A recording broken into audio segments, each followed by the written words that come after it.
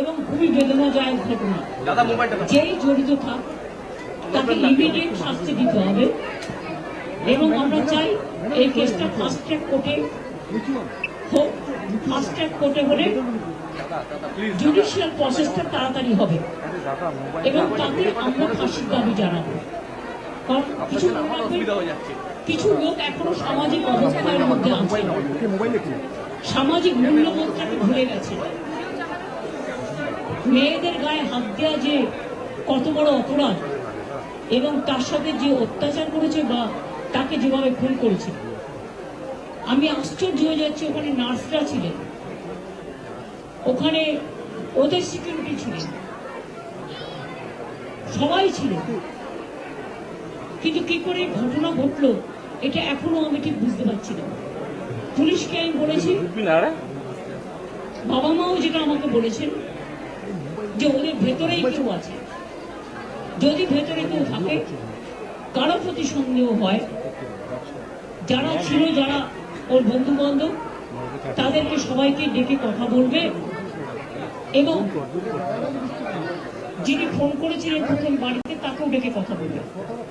আজকে প্রিন্সিপাল নিজে রেজিগনেশন করে দিয়েছিলেন, বলছিলেন যে আমার বাড়িতেও তো বাচ্চারা আছে, যেভাবে আমাকে গালিগালাজ করা হচ্ছে, তা আমরা তাকে বুঝিয়ে বলেছি ঠিক আছে আপনাকে ওখানে কাজ করতে হবে, আমরা ওনাকে সরিয়েছি অন্য জায়গায়। আমরা ওখানে এমএসভিপিকেও সরিয়ে দিয়েছি ডিউ নেগলিজেন্স। আমরা হাসপাতাল থেকে হেড অফ দ্য ডিপার্টমেন্ট যে চেস ডিপার্টমেন্ট তাকেও সরিয়ে দিয়েছি এবং পুলিশ পোস্টে যে এসিপি ছিলেন তাকেও সরিয়ে দিয়েছি। সবাইকেই সরানো হয়েছে এবং ডগ স্কোয়াড থেকে শুরু করে, ভিডিও থেকে শুরু করে, ফরেন্সিক ডিপার্টমেন্ট থেকে শুরু করে সবাইকেই ইনভলভ করা হয়েছে যাতে খুনি গ্রেপ্তার হয় এবং দোষীরা শাস্তি পায়। এবং আমি চাই পুলিশ যত তাড়াতাড়ি সম্ভব দোষীদের গ্রেপ্তার করবে। আর রবিবার পর্যন্ত যদি তারা খুন কিনারা করতে না পারে, কারণ ভেতরেও তো অনেকে আছে, তাহলে কেসটা আমরা আমাদের হাতে রাখবো না, আমরা সিবিআইকে দিয়ে দেবো। তার কারণ হচ্ছে আমার এতে কোনো পাওয়ার লেনা দেনা কিছু নেই, আমি প্রথম দিন থেকেই বলছি, কিন্তু ওদের সাকসেস রেট খুব কম। তাপসী মালিককে যখন খুন করে হত্যা করা হয় ধর্ষণ করে, আজ পর্যন্ত বিচার হয়নি।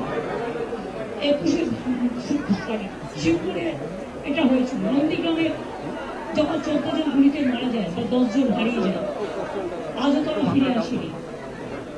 এই কেসগুলো সিবিআই হাতে ছিল, রিজার্ভের কেসও ছিল, একটা কেসেরও বিচার হয়নি। এমনকি রবীন্দ্রনাথ ঠাকুরের নোবেল প্রাইজ চুরি হয়েছিল, সেই কেসটাও ছিল, মানুষ কোনো বিচার পায়নি। কিন্তু তবু মানুষের স্যাটিসফ্যাকশনের জন্য যদি কেউ ভাবতে পারে যে পুলিশ ঠিক মতো করতে পারছে না, যদিও Calcutta police is the best police in the world, তাদের তদন্তের যে সিস্টেমটা এবং সবচেয়ে ভালো অফিসারকে লাগানো হয়েছে সমস্ত কিছু দিয়ে, আমরা রোববার পর্যন্ত সবাইকে ডাকবো, আমাদের পুলিশ ডাকবে, এটা বিলিকে বলবে, আমি বিলিকে বলতে বাধা হয়েছে।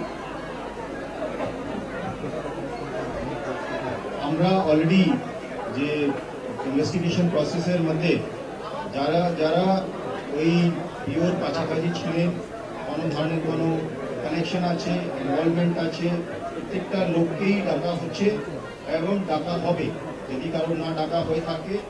এবং আমরা অলরেডি একটা হেল্পলাইন নাম্বার শুরু করেছি, ওর মধ্যে ডাক্তাররাও আমাদেরকে বলতে পারেন, অ্যানোনিমাসলি বলতে পারেন, ফিজিক্যালি এসে বলতে পারেন যদি কারো উপরে সন্দেহ থাকে, কি কারণে সন্দেহ আছে। ফ্যামিলি মেম্বার সঙ্গেও আমরা টাচে আছি। কালকে অ্যাডিশন সিভিল পার্সোনালি এখানে এসেছিলেন, উনি ওনার ভিউটা জেনে গেছেন, আমিও আজকে এসেছি, ম্যাডাম এখানে এসেছেন, আমরা ওনার ভিউটা জেনে গেছি এবং ওদের সঙ্গে আমরা কন্টিনিউসলি যোগাযোগে থাকবো এবং প্রোগ্রেস অফ ইনভেস্টিগেশন নিশ্চয়ই ওদের সঙ্গে শেয়ার করবো এবং আমরা নিশ্চিত কি আগামী 4-5 দিনের মধ্যে যদি আরো কেউ থাকে আমরা নিশ্চয়ই ওদের সবাইকে আমরা নিশ্চয়ই অ্যারেস্ট করতে পারবো। আর যদি তার সত্ত্বেও যদি ফ্যামিলি স্যাটিসফ্যাকশন না থাকে